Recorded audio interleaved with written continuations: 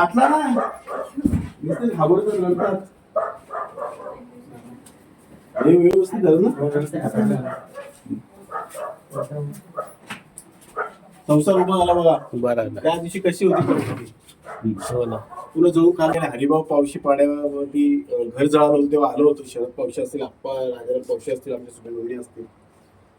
घर एकदम जळून खाक झालं होतं आणि आमच्या त्या ताई ज्या आहेत त्या अतिशय डिफरन्स मध्ये गेल्या होत्या, घाबरल्या होत्या. पण त्यावेळेस आम्ही सांगितलं की तुम्ही काळजी करून तुमचं तसंच्या तसं घर करून देऊ. आणि आम्ही आता त्यांचा पूर्ण संसार थाटून दिलेला आहे. एवढंच नव्हे तर येणाऱ्या काळामध्ये सुद्धा त्यांना कोणत्या प्रकारची अडचण आली तर आम्ही नेहमी तत्पर त्यांच्यासाठी असो. या ठिकाणी एवढंच म्हणेन, काळजी घ्या आणि आनंदी राहा. म्हणजे देवाच्या रूपामध्येच आहे तुम्ही, बोलतात ना देव कोणाच्या रूपामध्ये.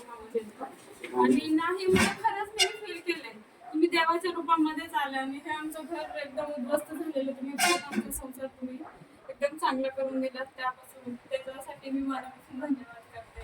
एक माणूस की म्हणून आहे देव देव काय नाही, माणसाच्याच रूपात देवाने तुम्हाला पाठवलंय आमच्यासाठी. एवढं कोण करत नाही आजच्या याच्या जगामध्ये. पुढे सुद्धा काही अडचण आली ना, शरद पवार आप्पा आहेत आमचे लोक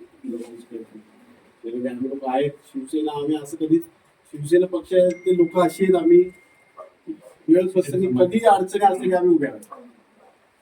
आणि तुमच्यासारख्याच लोकांची गरज आहे आताच्या जमान्यामध्ये. एकदम लगेच इमर्जन्सी ऍक्शन घेणारे, नाहीतर बघू करू त्याच्यामध्ये लगेच होत नाही. आमच्यासारखे गरीब लोकांचे खूप नुकसान होतं. आता आम्ही रेंटवरती राहतो त्यामुळे खूप प्रॉब्लेम ना. रूम भेटते त्यासाठी परत त्यांना ते हे द्यावं लागतं, डिपॉझिट द्यावं लागतं. त्यात पूर्ण शून्य झालं, शून्यामधून आम्ही काय देणार आहे. धन्यवाद. किती असतील का मीला ते हिशोब देतो ना सगळा केले ना.